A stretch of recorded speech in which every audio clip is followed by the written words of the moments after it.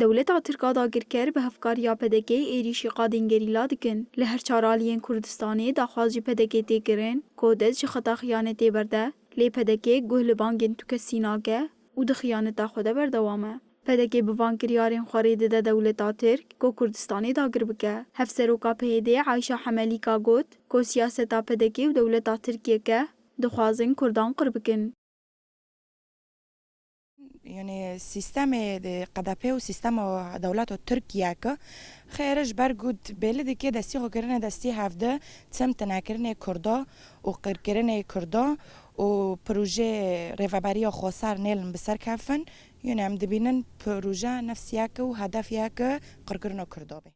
هروها انداما کنگراستار یا کانتونا شهوایê heyat birîm anî ziman ku heta dawiyê ew ê li hember xiyanetê bisekinin û tucarî rênadin xayînan bi ser bikevin.